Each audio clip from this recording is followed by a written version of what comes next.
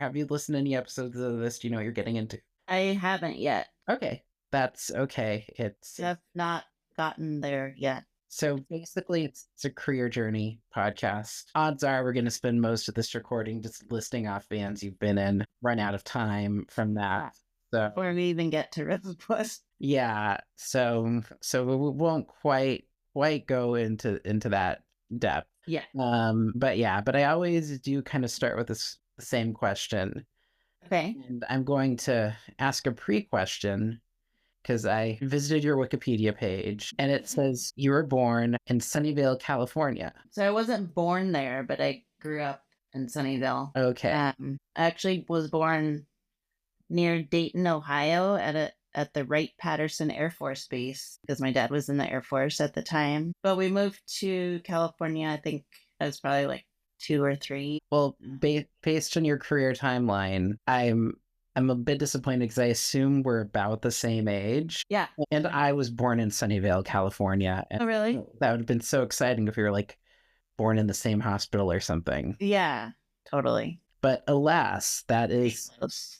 yeah. Effectively, based on that timeline, you moved to Sunnyvale right when my family moved to Hayward. So Okay. Yeah. so our paths never would have crossed. I mean, I was there till 97, so our paths may have crossed somewhere. I mean, fair. You were on the other. Yeah, I mean, 97 is when I graduated high school. So Did you go to Gilman a lot? I didn't go to Gilman as much as I should have. But where did you go to shows like when you were younger? When I was younger, like a lot of shows at the Fremont Senior Center. Cool. Because the Fremont Senior Center had like punk shows. There's a lot of taking Bart into the city and going to like all ages shows at Slim's. Totally. Yeah. I think I was intimidated by Gilman. I think I wasn't I could see that. cool enough for it. Although I do have a lot of fond memories of your side of the bay and the Edge. Yeah, the Edge. Yeah. Yeah, that's kind of what I did on the South Bay side was like we had lots of underground all ages shows at houses and like vets halls and pizza places, and we had a run at the Cupertino Library. There's like a community room that you could rent out. I like in my memory, like you rent it out for like $15. Like it was super cheap, but it was like a underneath the library. It was like on this lower, had its own entrance, this lower level. And it was just kind of like a conference room that you could rent out, like a meeting room. But we had all ages shows there for a while, and it was really cool. And they were always free because you couldn't like make money doing something in this space. Okay. So then of course like Bad Kids ruined it, and then we got kicked out. I mean, yeah, Bad Kids ruin a lot of those things. Yeah. Yeah, I think I put on the last show to happen at my high school for many years. Wow. Because of an all Mormon brawl happened. Weird. Yeah. Like, was it a Mormon school? No, but just Mormons got all riled up. There was a Mormon band on the bill called Visual Noise, and they were really like nice, kind of mellow guys. For some weird reason, somebody like they got into like a riff with some other fellow Mormons in the parking lot. It was wow, the oddest experience. But yeah, that does kind of segue nicely into my first question then. What was like the show or the what was the thing that was like, I'm going to devote my life to music and be I don't know if I had that, that I didn't think that far into the future, but it is a good segue because the first show I saw that made me feel like I could play music was at De Anza College, which is where I was going to high school at the time because for my junior and senior year, I went to middle college. Do you know what that is? I don't know what that is. It was like a alternative high school program that was set at, I think there's like a few different ones, but it was like on a community college campus, but you had to be registered at a public high school. And it was like for the outcasts, the kids that hated high school, and like the teachers also didn't like high school. Like they created their own kind of curriculum. So you had like a couple hours of high school classes that it was like 3 teachers And it was very small classes. So you had 2 hours with them. And then outside of that, you had scheduled classes at the college. So it's kind of like whatever you needed to graduate, and then you could do whatever you want. So I think it was my junior year. So it was my first year at middle college. And it was like I was meeting people in my class. I met this guy that was friends with this like punk band, and then they played in the quad of the college. So it's just like these goofy punk guys like playing like funny songs. And that was like the first time I saw like a DIY, like kind of like a punk band. And I was like, whoa, like just like people I could talk to, like right there, not like some out of the league thing where it's like on the radio, like top 40 or something. Yeah, Or even like on college radio, you just hear stuff and you don't like, or I didn't think like I could do that. But then when I saw these like guys that were friends of my new friend playing funny songs in the college quad, and I was like, oh, this is cool. I have made the argument many times before that novelty music is really the key to finding music. Yeah. I never like thought about it that way. But when I recall the memory, that is part of it. It's like they're having fun and they're like joking around and they're singing funny songs and having fun. Yeah, I think it's like when you're a kid, it's more either more relatable or safer to enjoy the funny. Yeah, Yeah, I mean that's kind of why Weird Al is so unbelievably important because I think he's actually probably started more bands than anyone else, but no one will totally. give him credit for that. Yeah, I could see that. Yeah, so you play everything. After seeing that band, like where did you start? So I actually bought my first drum kit off of that friend that was in my class because he was a drummer. He played music and he was getting rid of a drum kit. And so I asked my parents if they would buy it for me. It was $300. It was like a full kit with like cymbals and stuff. But I don't remember like the thought process I had, like why I chose drums but that's what I wanted to play. I mean, that price point may have been the entry. Maybe. Even in the 90s, $300 for a drum kit's pretty good. Yeah. Yeah, it was within, I remember like I asked my parents, like, will you buy me this for Christmas? So it was within that first few months of like changing schools and like meeting new people and like being in a different environment. Cause the first freshman and sophomore year, we're at like a Catholic high school. So it was just like a, way different vibe. And so yeah, it was just cool to like be around all these like people doing creative things. I just like jumped right into that and then got a drum kit. And then my friend who was in that middle college school with me, she was kind of a new friend because she was like a mutual friend of another friend I had, but we didn't go to school together until then. So we were kind of new, but we like knew each other already. So we hung out all the time. So she got a guitar. And then our mutual friend, we convinced her to get a bass. And then we started learning how to play like together. So at first it was me and my friend Monica who was playing guitar. We would just like play music in my bedroom. And it was like in this like fourplex apartment. So my drums were like shoved in my bedroom. And my mom was super supportive. Like it was just me and my mom living there. My brother had gone to college. My parents were divorced. So just like me and my mom. She like did not care if I played drums. And the neighbors? The neighbors, I think they complain sometimes, but I remember like our upstairs neighbors were always like fighting or like making noise. So my mom's like, well, they make noise too. So Fair. So they were retaliation drums. yeah, totally. And it was like, we never played like at night or anything. So Did you play in the early morning though? no, I think it was like after school type thing. Yeah, I'm sure that's fine. What was All Girl Summer Fun Band your first band? No, so the first band with those two friends, we formed a band called Pistol, like a PISTIL, female reproductive part of flower. And we practiced and we played for probably like a year before we played a show, because we were just like learning. So yeah, we started playing shows. I can't remember how many shows we played, but probably at least like 5 a handful. And we recorded, but we never like did anything with the recording. I don't know if you know, like this engineer named Bart Thurber recorded us. He had this studio called House of Faith. And I actually like looked him up recently and he's still recording. And at the time he had, I guess his studio was in Palo Alto, but we never went there because he also would do like mobile recording and he recorded on a reel to reel. I think it was like a 16 track or something. And so he would bring his equipment to you. So we like, by then, I think we were probably in, it was either like senior year or freshman year of college. So the two friends were living at this like punk house, Sunnyvale house, that was a place that had lots of shows. And we recorded in their bedroom. But yeah, we never like put it out or anything. So that was my first band, and then I guess my second band was called Olive Juice, and it was me and Monica, who was in Pistol, and then our friend Craig, and actually Hutch, who I was in Thermals with, was in that band for a very short time. But it was a very short-lived band. Yeah.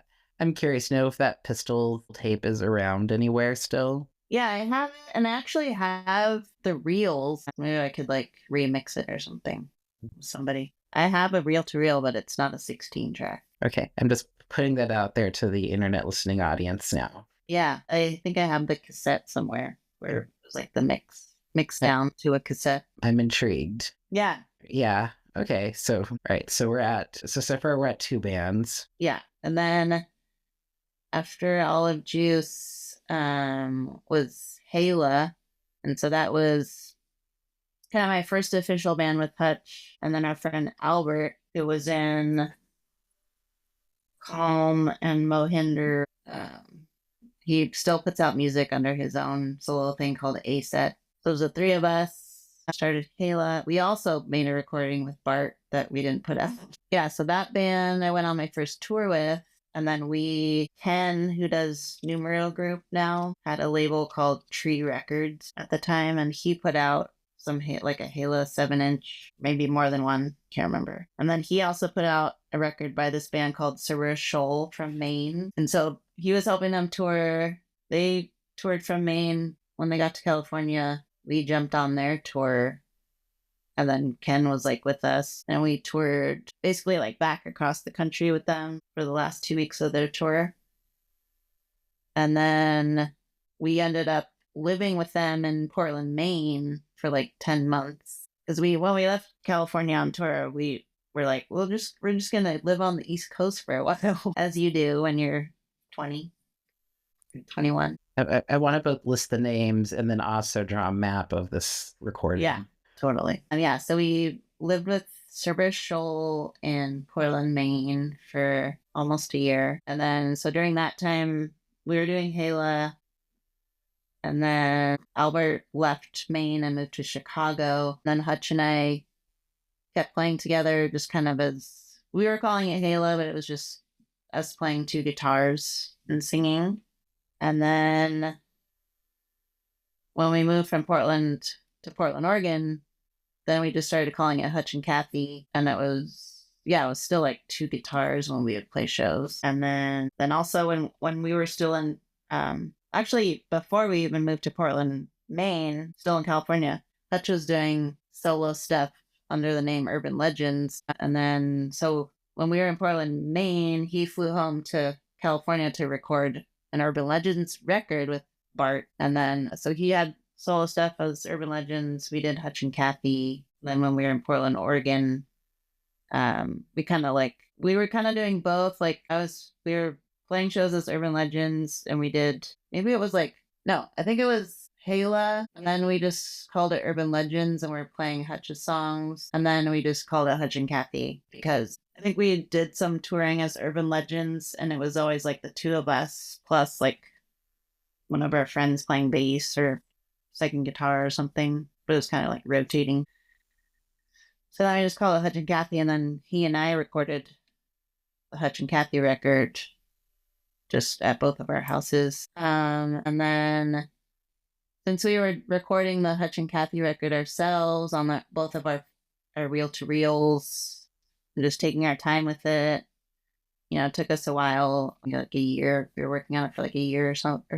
And then once that was done, thermals were kind of like Hutch's kind of like reaction to the Hutch and Kathy record. Like he's just like, now I just want to make something like fast and fun and like write and record songs in one day. So the More Parts Per Million record is Hutch playing everything, and he recorded it on a 4-track. And he would like his kind of goal with it was like he worked a coffee shop job, and then he would come home and like try and like write and record a song in one day. So that's kind of like how he did that record. So yeah, it was kind of like came out of Hutch and Cathy's, taking our time making this record. And then he's like, want to do something kind of opposite. So then he just made something like fast and noisy and like not putting too much thought into it. And then everybody loved that. And Thermals like grew really organically just by people loving that first recording and like making CDRs and passing it around to friends and playing it in like bars they worked at. And so that's kind of that's how it made its way to Sub Pop. Because our just friends passing it. And then our friend Ben Barnett gave it to Ben Gibbard, who was working on Postal Service. And then Ben Gibbard gave it to Sub Pop. And then Sub Pop contacted us. And they're, whoa, what's up with this band, the Thermals? And then it like wasn't a band yet. It was just Hutch's recordings. Like, oh, yeah, it's a band. Well, I mean, officially the Postal Service are kind of that way too before. Right. Yeah, they were like kind of passing stuff back and forth, and it was like a recording project. So he was like, I relate to this, and this is faster and more fun. Yeah, totally. Yeah. Not to discredit the Postal Service. I mean, a lot to a lot of people. Totally. But yeah, just very different energies with the same thing, signing at the same time. Yeah. So, all right. Started up in like 2002. Girl Summer Fun Band formed in 1998. And so that band started within like a couple months of me, Hutch and I moving to Portland, Oregon. So when we first moved here, Hutch and I knew Kim, who's in Girl Summer Fun Band. We knew her partner, Chris, from the Bay Area. And Chris was actually in that band that I saw at Deanza, the band that I saw that made me feel like I could play music. I really love that. Yeah, that band was called Drippy Drawers. And so when we moved to Portland, we like, looked up, we knew Chris. And so we ended up like staying with Chris and Kim for like a few days when we first moved to Portland. So that's when I met Kim, and then we hit it off. And so Kim already knew Jen Spraja and Ari Dongpanya. So she kind of was like the center and like brought us all together. And it was her idea. She's like, let's all be in a band together. And the All Girl Summer Fun Band was actually like the description that she said. She was like, I want to be in like an all girl summer fun band, because she was going to go do a exchange program in Russia. She was like studying Russian. So she just originally thought it could just be like a summer fun thing. But then we were like, let's just call it that. And then it just kept going. So I would like to relay to you a story about an all-girl summer fun band show that I was not at. So I believe this is probably in the South Bay. Like, I think it was at that like Penny Arcade that hosted bands, possibly. I could be wrong about that. Location doesn't really matter. Okay. But anywho, a friend of mine, he was on a date with a girl at an all-girl summer fun band show. It was a struggle for him. Huh? And he actually started texting me throughout the show for advice. And it turned out I actually knew the girl he was on the date with. Uh-huh. And it was just all like kind of like a mind meld. And then I realized that in there that like these two people just aren't supposed to be on a date. They aren't. They aren't. Like, like if you know two people and you just know like, no, they don't make sense together. Yeah. And so I think I ended up advising him to enjoy the rest of the show. You two aren't going to connect. Interesting. And he was like, okay. Because, yeah. Kind of released the pressure. Yeah. Like you don't need to be on a date anymore. Yeah. You're just at a show. That's cool. Yeah. It worked out very well. Both of them are married now to different people. That's awesome. Yeah, man, it'd be terrible if they ended up married together and just hating each other forever. That would be Ugh. good. But yeah, so the thermals were big, like in that like messy, fuzzy punk rock sense. Yeah. And I realized that I think the last time I saw the thermals was coincidentally one of the last shows your drummer played with her band, the drummer on the Roseblood album. Janet? Janet, yes. Was it Masonic New Year's Eve. New Year's Eve? Oh, what year was that? That was 2016 to 17 New Year's Eve, I think. Yeah, I think she was still in the band until like 2019. So the last full concert she played was Music Tastes Good Festival 20. Oh, really? Yeah, and then recorded Center Won't Hold. Yeah, I kind of lost track of where the question was going. So actually before I get into like the end of the thermals, how did you end up and I'll just have to link this out so people know what I'm talking about.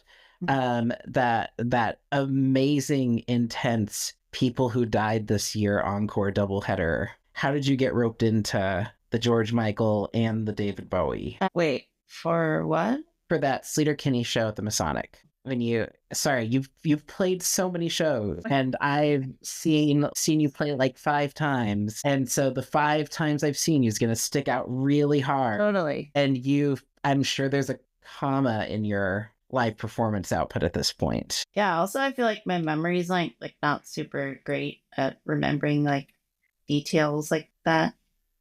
Yeah, we played some covers, right? Yeah, it was Faith and Rebel Rebel. I mean, Like, was that just like organic? Did you like rehearse for months and it was a well kept secret? was I playing on it? You played bass on both Faith and Rebel Rebel. Oh. I'll include the video clips in the post. You'll be able to correct yourself. You're clearly having a lot of fun, Yeah. but Hutch was having an obscene amount of fun during Rebel. Oh, Like it was like sure. like it felt like he was, Was he singing? So Hutch, Corin, and the dude from Spoon, Oh, okay. Great. who was randomly playing an all Prince DJ set in between bands. There's a lot of like, let's talk about death this year at that show. You know? Just gotta do it sometimes. Well, I know Janet loves playing covers, and I think they all love like doing karaoke and stuff.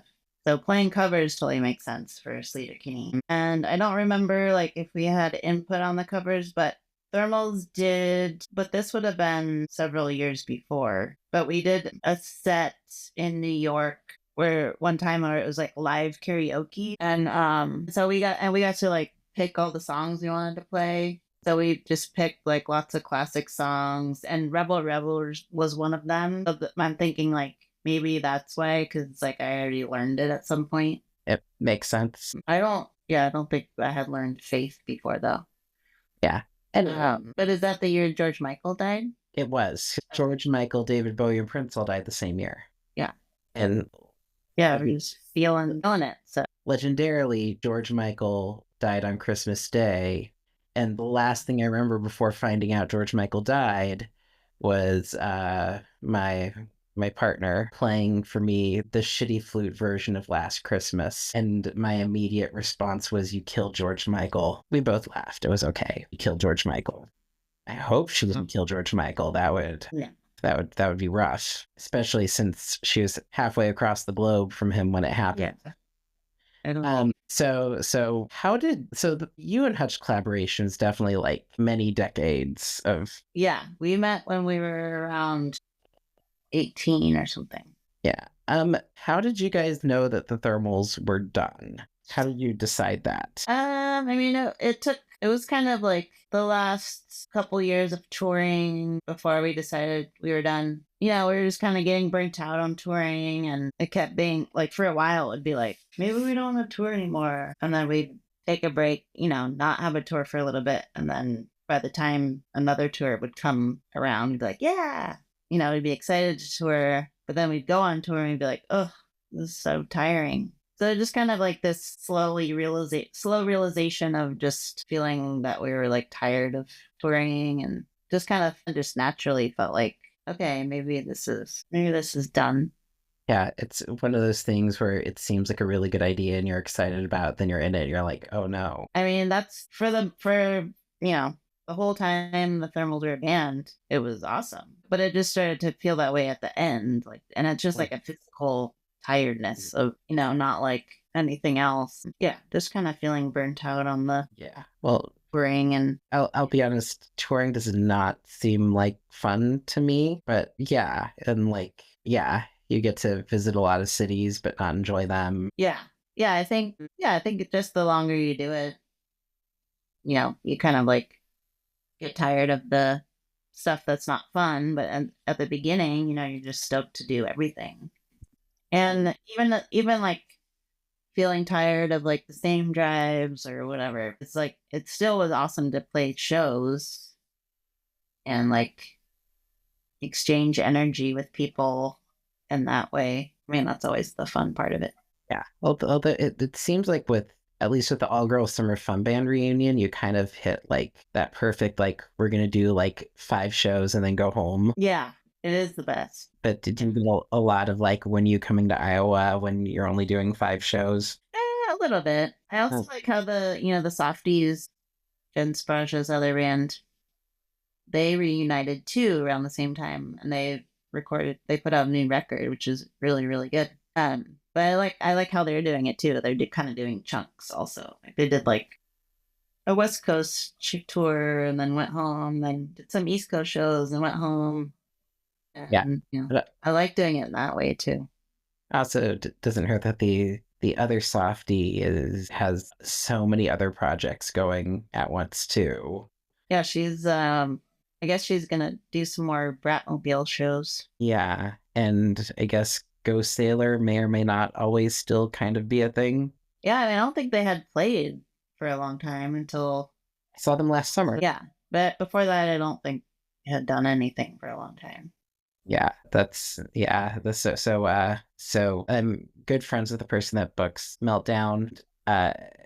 I told him once that like Ghost Sailor were one of my biggest regrets, What do you mean? like not ever seeing them. Yeah.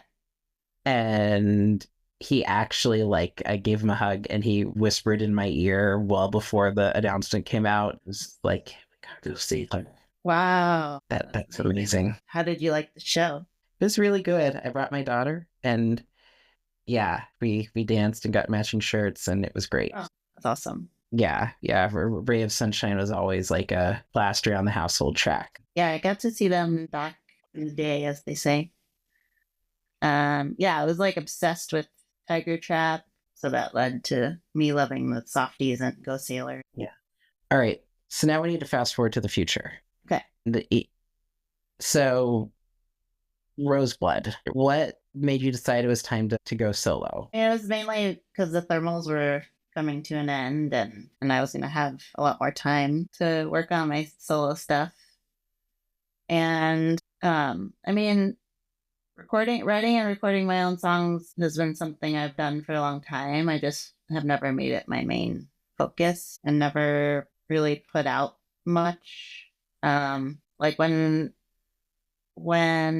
Hutch and I formed that first band together, Hala, when we were still in California, me, Hutch, and Albert were all into like 4-track recording, and so we like bonded over that and would like share recordings. And so kind of like the whole time since Hala started, moving to Portland, Maine, moving back to Portland, Oregon, just kind of all that time I was like recording a lot of my own stuff. And then I have over the years, but it just got, I got really busy with thermals, and that was, that became my main focus. And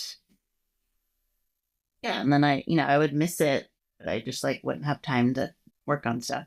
Yeah, I appreciate your voice being like at the forefront. Cool. Feels like Thanks. that's something that like that's been necessary. Not necessary, just something that I've wanted. Cool. Thanks. Like I really enjoy the thermals. I think I will admit that the drunkest I ever got at a show was a Thermals concert, and it just felt appropriate. And I think I bought your whole catalog and the opening acts catalog, which is my friend Conan's band. Oh yeah, was it what are they called? That was the name of that band, Victory and Associates. What is it called? Victory and Associates. And I drunkenly bought all of them. Ironically enough, the other guitar player in Victory and Associates eventually became my boss. Whoa. He had no memory of me being absolutely hammered at that show. Yeah. Very good. Yeah. But was that in Oakland? Yep. What's the new parish? Yeah. Yep. Nerd fact, also where the first MC Hammer video was shot. Cool. And now I'll have to 2016. I think so. No, 20. It was earlier than that. It was like 2014. Yeah. I think that was the show where our van windows got smashed, like during the show. Yes, it was. Because Conan told me about that. Yeah. I mean, it was a rental van, but it was just and we had like brought everything inside because it was Oakland. Yeah, as you do. There was nothing in there. So it just was like mostly a pain in the ass because it was the last show of like a 5-week tour and we just wanted to go home. And then we were like trying to like switch out the van or, you know, it was like we were going to have to wait like an extra day or two or something. So then we just went to like Home Depot or something and bought cardboard boxes and then like taped them against the windows. And it was a Sprinter, so the windows were like huge. And they had smashed like 2 of those huge windows. And so we just plastered cardboard and just drove 12 hours. Jeez, that's annoying. It was annoying, but we were just glad to be on the road back. Yeah.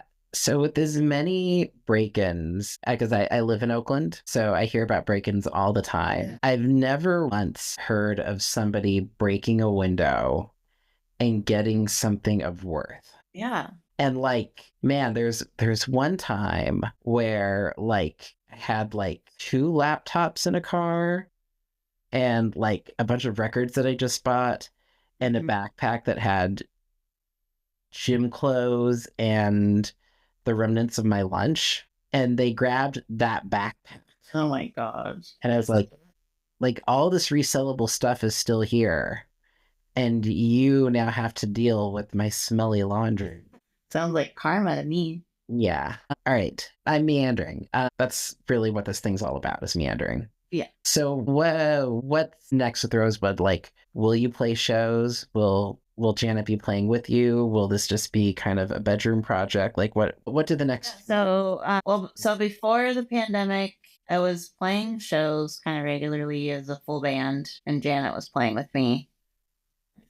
And then just kind of coming out of the pandemic, I didn't really get back to it. I played like a few solo shows just by myself and then finally got my record out. And so now I'm playing kind of the first full band show since before the pandemic for my record release show in Portland on April 11th and gonna play Seattle on April 12th. And I wanted Janet to play, but then her schedule just kind of got busy and dates weren't lining up. So hopefully we'll play together again at some point. So I just kind of put together a band for these shows and whatever other shows they want to play with me. This woman, Cece Harrison, is playing drums, and she played drums with me at a couple shows before the pandemic. It was like during the time that Janet was recuperating from her car accident. So we played together before. And then, yeah, it's kind of a new lineup after that. Aside from Cece, my friend Tasha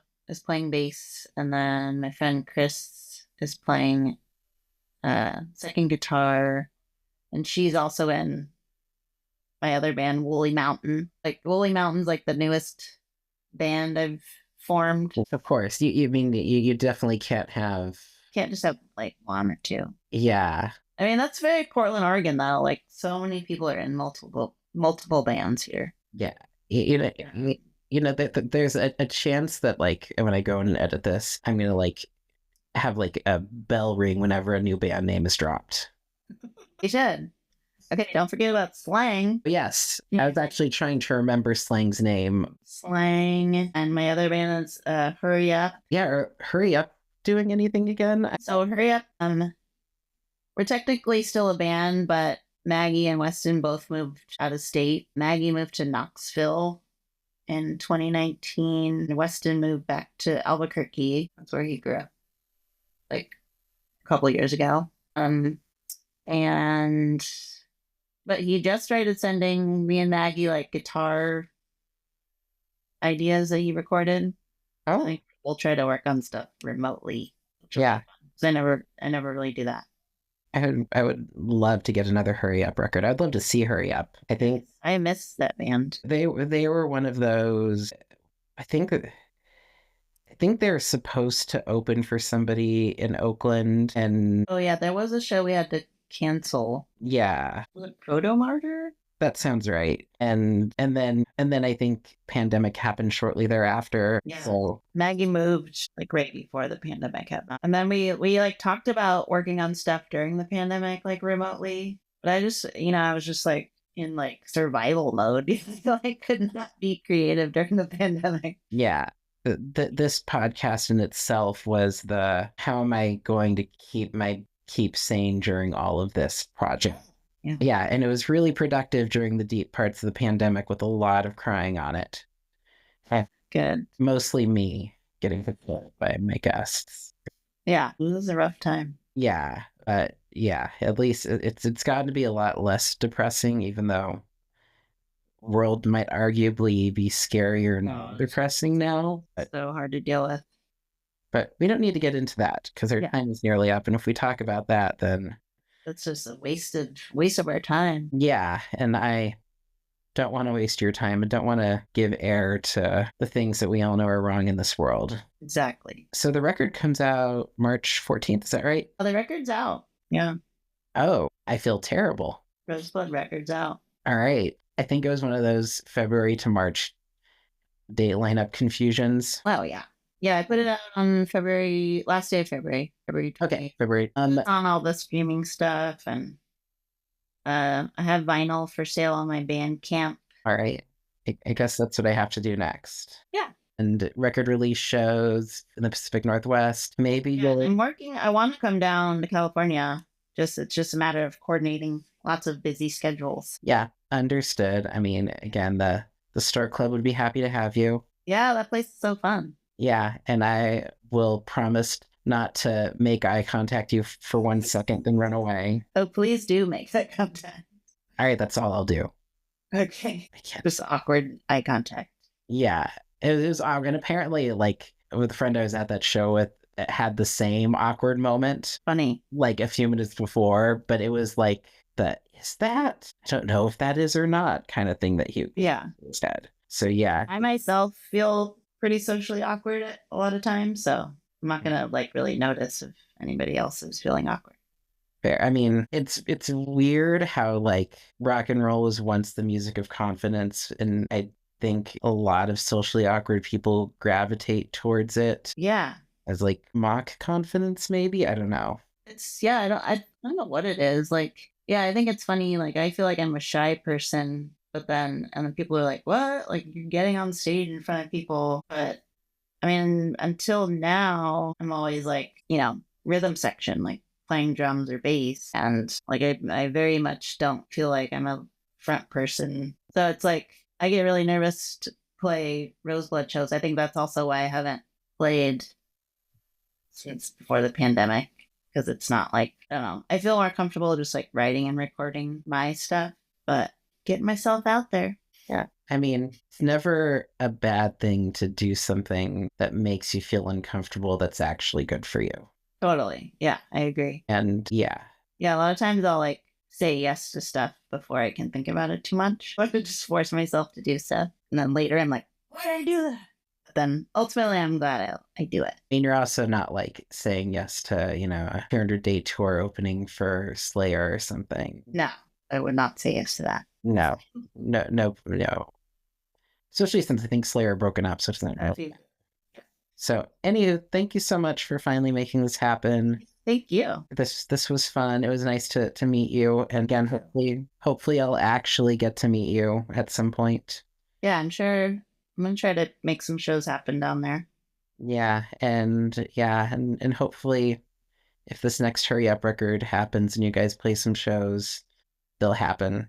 Yeah, I mean that will take some time, but Yeah, and will say this in like my hierarchy of like idols, Maggie Vale's pretty high up on the top of like yes, people that like I admire and think like you are who I want to lead my life as. she's a good role model, and she's so talented and so smart, Yeah, and has done so many cool things. That and she's been like kind of very stealthily on the side of a lot of different pieces of history. yeah, for sure. And yeah, although the one bit of advice that she posted on social media early in Trump Mach 1 Mm-hmm. was start paying for journalism, Yeah, because if you're only getting news from free sources, you're only courting advertisers. yeah, totally. And I thought that is important, and that's going to be how I continue to follow suit. Totally. Yeah. I look to her a lot too for like her perspective on things. Yeah. Yeah. So I hope she listens It's a good one to follow. I hope she listens to this and gets to the end so she hears the fawning over her. We love you, Maggie. We very much love you, Maggie, even though I did meet Maggie once at a Bangs concert many millions of years ago at Bottom of the Hill, and it was lovely. Yeah, she's awesome. She played in Roseblood before the pandemic, and I wish she could play with me now, but it's across country. Yeah, it happens. The pandemic did that to a lot of people. I know. Well, Right. she got married. That's why she moved. I mean, I look forward to a new era of working on hurry up songs. yeah, Because during the pandemic, it was like I said, I was just like couldn't focus, and I wasn't feeling creative. But now I feel like I could do it remotely. yeah, you can rally. Yeah, You can hurry up. All right. that's kind of we named our band kind of ironically because we always take forever to do stuff. But also it was after a German, I think it was a German candy bar. It's like in Europe, they have all these candies that are like similar to what we have, like a Twix or a Snickers or a Mars bar, but they all have like funny different names. And one was called a Hurry Up. All right. Now I want to try hurry up. Style. This is going to have more links than any other ones of these. Yeah, look up Hurry Up candy bar. I will. Maybe that'll be the image instead of using your headshot. I'll just do the hurry. The packaging looks kind of like a 90s like Britpop band from my memory. Yeah. I mean, again, hurry up. A little Britpop. No. Like 60s Britpop. I think you should listen again. Yeah, maybe I'm all wrong.